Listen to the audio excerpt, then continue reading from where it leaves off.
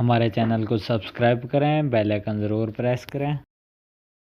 और मखसूसन आज जो फ़िलिस्तीन में हो रहा है, ये मौत की खबर है ना, कि तकरीबन अभी तक 1000 से ज़्यादा मुसलमान शहीद हो चुके हैं। और जो मुसलमान इन शहदा का तमाशा देख रहे हैं और वो ये समझें कि हम जिंदा हैं। कुछ लोग जब रसूल के सामने से आ रहे थे, नबी ने फरमाया ये जिंदा लाशें हैं जो चल रही हैं। इस्लाम में हयात का तस्वर हो रहा है। अगर हयात हैवानी गुजारनी है तो कई बिल्लियां, कई कुत्ते और कई कबूतर और कई हैवानात आपकी फजाओं में और आपकी गलियों में घूम रहे हैं। इसको जिंदगी नहीं बोलते, इसको हयात जिस्मानी बोलते हैं। फरमाया जिंदा वो है जिसका ज़मीर जिंदा हो, जिंदा वो है जो अपने ज़मीर के आवाज पे लब्बैक कहे। कई बार हमें दो मौतें आती हैं, एक मौत जो हम खुद को देते हैं अपने ज़मीर को मुर्दा करके। तभी फरमाए मुँह तू क़ब्ल अन तमूत, तो इससे पहले कि तुझे मौत आए खुद को मौत दो।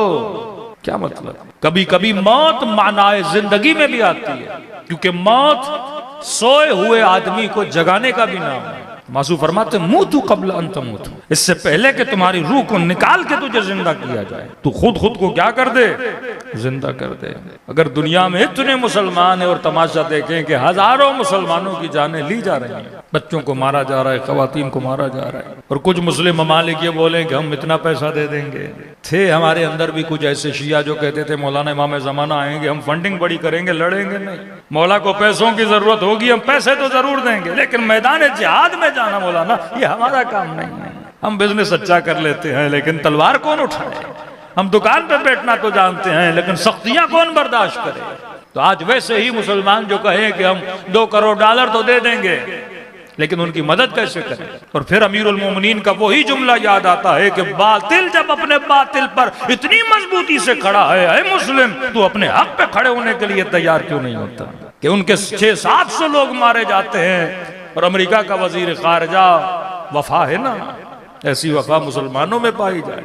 फिर कहे कि इमाम ज़माना क्यों नहीं आते, फिर मुसलमान कहें कि हम जिल्लतों का शिकार क्यों हैं।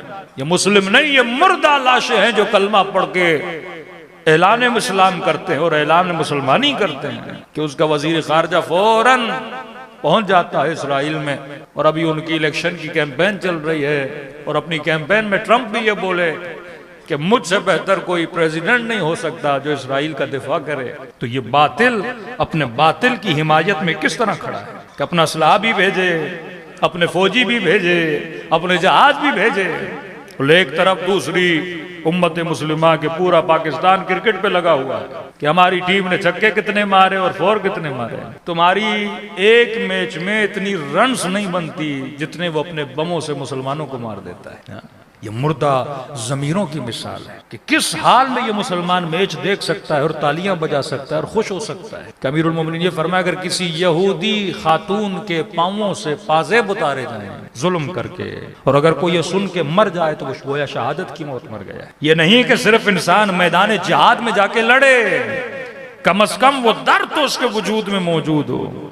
और जब दर्द होता है तो बंदा खुशियां नहीं मनाता, जब दर्द होता है तो बंदा भंगड़े नहीं डालता। और आज पूरे मुल्क में, और आप मीडिया को उठाएं, एक तूफान ये है कि पिछला करप्ट सियासतदान मुल्क में कब आएगा और उसका इस्तेकबाल कैसे किया जाना है। और ये जानबूझ के आपके जहनों को उस तरफ से हटाया जाता है। यहाँ तो बड़ी तैयारियां की जा रही थी उस मुल्क को कैसे एक्सेप्ट किया जाएगा। ये तो अचानक समझेंगे उनके बने बनाए प्लान पे किसी ने पानी फेर दिया कि अब सोच रहे हैं कि ये कालक अपने मुंह पे कैसे मलेंगे कि जिन्होंने इतने मुसलमानों को कत्ल किया। तो कभी कभी बड़े बड़े सानहे इंसान के बेदार होने को चेक किया जाता है कि कौन सी उम्मतें बेदार हैं और कौन सी उम्मतें सो रही हैं। आज पूरी उम्मत मुस्लिमा एक जिंदा लाश की मिसाल बनी हुई है कि जब वो अपने बातिल की सपोर्ट के लिए इतना आगे बढ़ सकते हैं, दाद देनी चाहिए। अमीरुल मोमिनीन कहते थे उनका 1 और मेरे 10, इतनी वफा करते थे वो अमीर शाम्स। लेकिन यहाँ अमीरुल मोमिनीन जैसा इमाम खड़ा रहे और हुक्म जिहाद दे। मौला अली पे 10 सवाल करते थे, कभी बहाने के अली अब सर्दी है, कभी बहाने के अली अब गर्मी है, कभी बहाने के अली हमारे बच्चे बीमार हैं। लेकिन वो ऑर्डर देता था और हुक्म देता था, वो बातिल पे अपनी जान कुर्बान करने के लिए तैयार हो जाते थे। आज ये जिंदा मिसाल है कि इस्लामी मुआशरा मुर्दा हो चुका है, इस्लामी हुक्मरान मुर्दा हो चुके हैं। कि पाकिस्तान का मतलब क्या, ला इलाहा इल्लल्लाह ये सिर्फ एक नारा है और स्लोगन्स हैं। जिंदा ज़मीर हमेशा अमीरुल इमाम हुसैन का जुमला है, कूनू लिज़ालिम खस्मा वलिल मज़लूम औना। फरमाया वो इंसान इंसान ही नहीं हो सकता जिसके अंदर ज़मीर बेदार न हो। और बेदारी ज़मीर की निशानी यह है, खुद फलसफे करबला यह है कि कूनू लिज़ालिम खस्मा, कोई भी जालिम हो, किसी भी मकतब और मजहब से उसका ताल्लुक हो, तेरा अपना हो या गैर हो, फरमाया खस्मा, खुसूमत रखो, दुश्मनी रखो, उस जालिम की नफरत अपने दिल में पैदा करो। वलिल मजलूम औना, मजलूम किसी भी कौम का हो उसके लिए तुम्हारे दिल में क्या होना चाहिए? एहसास हमदर्दी होनी चाहिए, एहसास मदद होना चाहिए। जब ये बेदारी तुम्हारे वजूद में होगी तो तू हकीकत में क्या है? करबलाई है। आज वाकयान पूरी दुनिया सोई रही और हकीकत में जिन्होंने कहा कि हम आपकी मदद करेंगे वो वही थे जो अली इब्न अबी तालिब को मानने वाले थे। एक तरफ वहां से उन्होंने सफर किया उनके वजीर खारजा ने, और यहाँ से ईरान ने ऐलान किया कि हम अपना वजीर खारजा भी भेज रहे हैं लुबनान की तरफ और मुख्तलिफ ममालिक का दौरा करेंगे। तो कभी कभी ये इम्तिहानात, खुदा इज्जत कैसे देगा? इज्जत तभी मिलती है जब तो अपनी इज्जत के कमाने के लिए जाता है। जिल्लतों का शिकार खुदा नहीं करता, जिल्लतों का शिकार हम खुद होते हैं। एक माशरे में क्या, एक गली में क्या, एक घर में क्या, एक ऑफिस में क्या, ये तेरा वजूद है जो खुद को इज्जत देता है, ये तेरा वजूद है जो खुद को जिल्लत देता है। इज्जत और जिल्लत का फैसला तेरे हाथ में है। अगर जिंदगी उसूलों की मबना पे गुजारोगे तो हमेशा इज्जत मिलेगी, अगर जिंदगी बगैर उसूल के गुजारोगे, लालच में गुजारोगे तो इज्जतें नहीं मिलेंगी। आज पाकिस्तान जिल्लतों का शिकार क्यों है? आज हर दुनिया का हर मुल्क हिकारत से क्यों देखता है? क्योंकि हमने अपनी इज्जत नहीं की, हमने अपनी कौम की इज्जत नहीं की, हमने अपनी आवाम की इज्जत नहीं की, तो गैर आपकी इज्जत कैसे करेंगे? आज आपके पासपोर्ट की इज्जत क्या है? आज एक पाकिस्तानी की गैर मुल्क एयरपोर्ट पे इज्जत क्या है? कोई इज्जत नहीं है, क्योंकि हमने अपनी इज्जत खुद नहीं की। अरे जब दुनिया में तू अपनी इज्जत नहीं करता तो दूसरे मुल्कों में तेरी इज्जत नहीं है। और अगर तुमने जिंदगी में अपनी इज्जत कायम नहीं रखी तो कब्र में अल्लाह के मलाइक भी तेरी इज्जत नहीं करेंगे। इज्जत तभी होती है जब तू अपनी इज्जत नफ्स को बचाता है। इज्जत तभी होती है जब तू उसूलों पे कॉम्प्रोमाइज नहीं करता। यही इमाम हुसैन का पैगाम था कि सर हुसैन कटा देगा पर कभी उसूल पे कॉम्प्रोमाइज नहीं करेगा। अकबर शहीद होता है तो हो जाए, उसूल पे कॉम्प्रोमाइज नहीं होगा। बहनों के पर्दों को कुर्बान किया लेकिन कभी उसूलों पे कॉम्प्रोमाइज नहीं किया। तो जिंदगी ऐसी गुजारो कि जब ये पैगाम आए कि दुनिया से जाना है तुझे अपने आप से शर्मिंदगी महसूस नहीं होनी चाहिए। आज हर इंसान अपने गरेबान में अपने नामे आमाल को देख के ये बता सकता है कि मैं अपनी गुजारी हुई जिंदगी से राजी हूं कि नहीं हूं। अगर तू अपनी गुजारी हुई जिंदगी से राजी है तो खुदा भी तुझसे राजी है। अगर तू अपनी जिंदगी से राजी नहीं है तो रब भी तुझसे कभी राजी नहीं हो सकता। सलवात पढ़े मोहम्मद व आले मोहम्मद। बस एक उसूल अपनी जिंदगी में याद रखिए, जिंदगी अगर उसूलों की बुनियाद पे गुजारी जाए, उसूल का मतलब क्या है कि मैंने दोस्तियां किस मेयार पे बनानी है, मैंने दुश्मनियां किस मेयार पे बनानी है। मसलन एक मुल्क को मैं अपना दुश्मन समझूं, मसलन पाकिस्तान इंडिया को अपना दुश्मन मानता है, इंडिया पाकिस्तान को अपना दुश्मन मानता है, ईरान मसलन इसराइल को अपना दुश्मन मानता है, इसराइल ईरान को अपना दुश्मन मानता है। दुबई वालों ने कहा नहीं हमारा दोस्त है, ओमान ने कहा नहीं हमारा दोस्त है। अब सवाल यह है कि एक मुसलमान दोस्ती कर रहा है, दूसरा मुसलमान दुश्मनी कर रहा है। फिर निचली सतह पे आ जाए, आपका मोहल्ला है, आपका एक भाई एक बंदे से बात करता है, दूसरा भाई कहता नहीं मेरी इससे नहीं बनती, मैं बात नहीं करूंगा। रिश्तेदारों में आ जाए, यही चीजें पाई जाती हैं। एक ही घर के 4 अफराद हैं, 2 अफराद एक बंदे से बात करते हैं, 2 बात नहीं करते। सवाल यह है मेरी नाराजगी का मेयार क्या है, मेरी दोस्ती का मेयार क्या है, मेरी मोहब्बत का मेयार क्या है, मेरी नफरत का मेयार क्या है। अब आइए मुआशरे में कि कहते हैं कि इमाम ज़माना के ज़हूर से दज्जाल आएगा। दज्जाल का मतलब क्या? एक आंख वाला। इसमें मैंने कई मजालिस पढ़ी, एक आंख का मतलब क्या है? जिंदगी का मेयार, ये बंदा जो जिंदगी गुजारेगा ये किसकी आंख से दुनिया को देखकर फैसले करेगा? क्या हुज्जत खुदा की आंख से देखेगा, अल्लाह की आंख से देखेगा, ऐनुल्लाह से देखेगा, या ऐन दज्जाल से देखेगा? अगर जिंदगी दज्जाल की दूरबीन को देख के गुजारनी है तो वो जिंदगी कुफ्र और तागूत की जिंदगी है। अगर जिंदगी इलाही आंख को देख के गुजारनी है वो जिंदगी नूरानी जिंदगी है। अब दज्जाल की जिंदगी क्या है? सेल्फिशनेस का तसव्वुर, मफाद का तसव्वुर, मेरा फायदा। कॉन्ट्रैक्ट की बुनियाद क्या होनी चाहिए? मफादात। आज जंग क्या है? पाकिस्तान मफादात की जंग है। इंटरनल मफाद, एक्सटर्नल मफाद। फॉरेन पॉलिसी किस बुनियाद पे बनाई जाए? कहा जाता है मफाद की बुनियाद पे बनाई जाएगी। कौन मुल्क हमें पैसा ज्यादा देगा, कौन असलाह ज्यादा देगा, मफाद की बुनियाद पे। दोस्तियां मफाद की बुनियाद पे। अब एक बंदे से मैं दोस्ती कर रहा हूं, ये नहीं देखा जाएगा बंदा शराबी है, जानी है, झूठा है, दुश्मन अहले बैत है, सेक्युलर है, लिबरल है, किस मेयार का करना? नहीं, बंदा पैसे वाला है। दोस्ती करूंगा तो माल मिलेगा, दोस्ती करूंगा तो क्या होगा? कॉन्ट्रैक्ट ज्यादा बनेंगे, दोस्ती करूंगा तो फायदे होंगे, माशरे में चलूंगा तो ये मुझे सपोर्ट करेगा।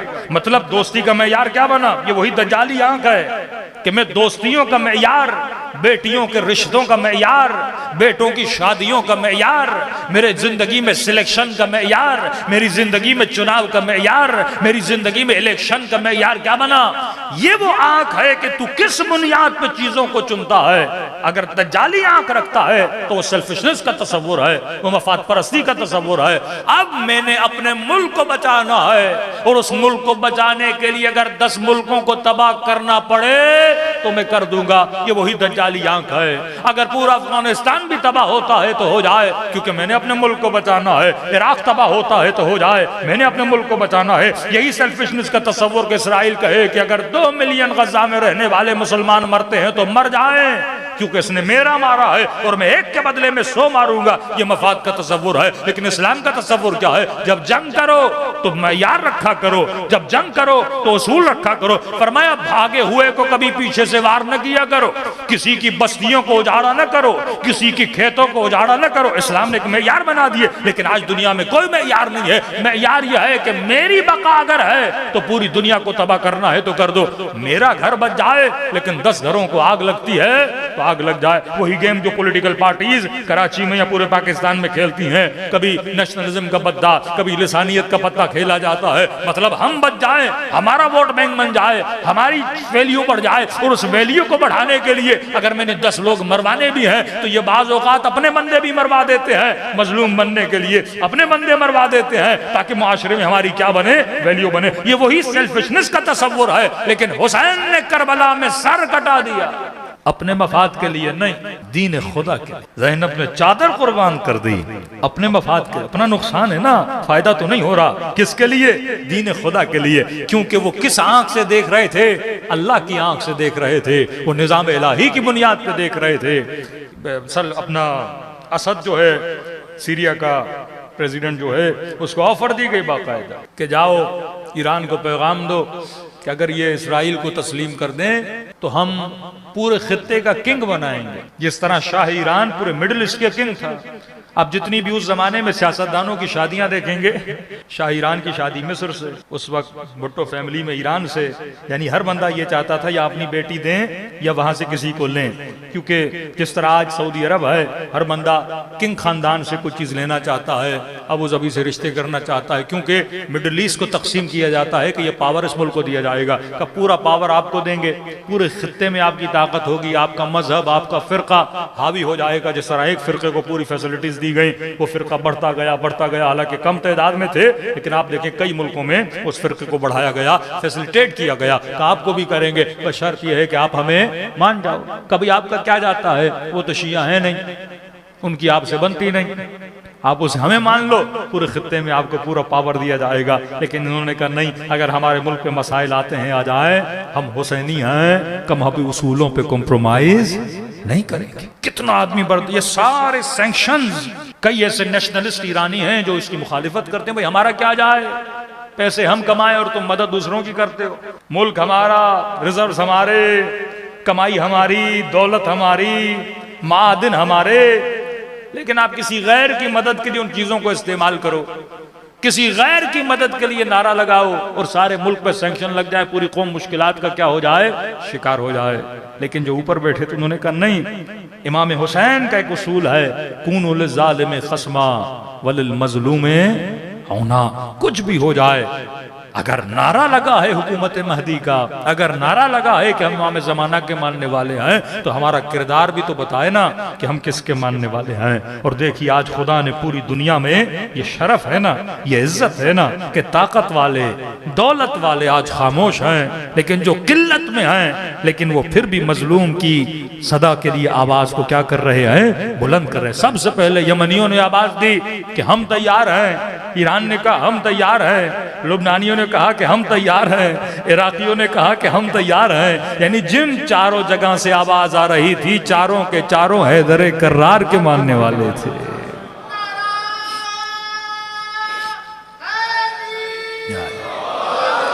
यही वो दर से करबला है कि देखो तुम जिंदा कौमों में से गिने जाते हो, ये जिंदगी की निशानी है। ये वो इज्जत है जो खुदा ने आप लोगों को अता की है कि तुम हो जो निशानी बेदारी हो, तुम लोग हो जो आज भी, यानी आज पूरी उम्मते मुस्लिमा में अगर किसी पे जुल्म हो, वो उम्मीद किससे रखता है, अमीरुल मोमिनीन के मानने वालों से रखता है कि वाकयान अगर कोई आएगा हमारी मदद के लिए, ये आएगा। और मजलिस का मकसद भी यही था। सवाल यह है कि एक वाक़े करबला है, एक वाक़े करबला है, एक मुसीबत जनाब सकीना है, जनाब अली असगर है, जनाब अली अकबर है, लेकिन हर मजलिस में उसे रिपीट किया जाता है। क्यों? इस फर्श अज़ा पे कौन सा वो जवान है, कौन सा मोमिन है जिसने शहादत अली अकबर नहीं सुनी? सबने सुनी हुई। कौन सा वो मोमिन और मोमिना है जिसने जनाब सकीना की मजलूमियत नहीं सुनी? सबको पता है। बार बार क्यों बताया जाता है? ताकि सोए हुए दिल को फिर क्या किया जाए, बेदार किया जाए। मजलिस हुसैन कभी भी आपके दिलों को पत्थर बनने नहीं देती। ये जिक्र मुसीबत आपके दिलों को नरम करता है। दिल जब मोम होता है तो आंखों से क्या आते हैं, आंसू आते हैं। आप एक अपना इमाम दिखाइए जो न रोया हो। अब वो रोना चाहे गमे इमाम हुसैन में हो, वो रोना चाहे मुनाजात परवरदिगारे आलम में हो। वो दुआए कुमैल पढ़ के रोएं, सहीफ़े सजादिया पढ़ के रोएं, दुआए अरफा पढ़ के रोएं, मुनाजात अमीरुल मोमिनीन पढ़ के रोएं, दुआए खम्सा अशर पढ़ के रोएं। ये सारी दुआएं किसके लिए हैं?